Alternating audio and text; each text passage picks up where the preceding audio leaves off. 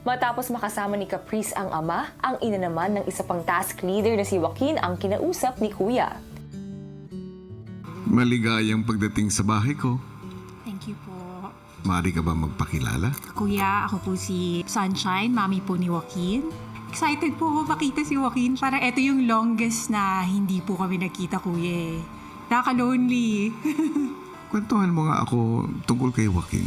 Si Joaquin, kuya, ever since bata siya, talagang masaya lang siya, kuya. Maloko siya in a sense na yung biru-biruan ng mga boys, pero hindi siya salbahe, kuya. Pag napapagalitan siya, kuya, kahit sobrang minsan nasisigawan ko na siya, never siyang sumagot sa akin. Sobrang bait lang niyang anak, kuya. At marespeto. Lumaki siya sa akin, although sila, yung daddy niya and lola niya, yung support naman nila, nandyan lang lagi.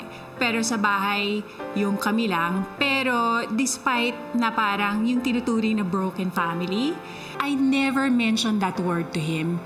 We never introduced him in such an environment. Lumaki lang siya ng masaya.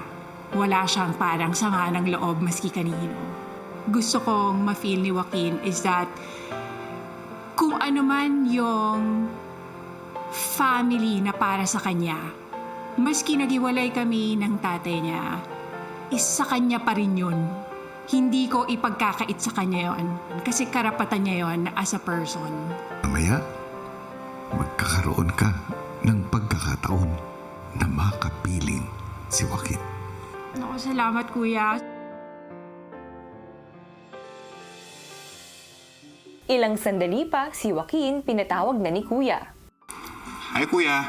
Matatanggap mo na ang Christmas gift. Woo! Thank you, Kuya. Maraming salamat. Si Joaquin agad na pumunta sa task room para isagawa ang task. Sa mga maghahawak sa kamay ko, kakaluto ko lang po ng chicken. Gaya ng ginawa ni Caprice, kailangan mahulaan ni Joaquin ng kamay na magbibigay sa kanya ng regalo para makasama ito. Joaquin, ipapakita ko na sa'yo ang unang kamay.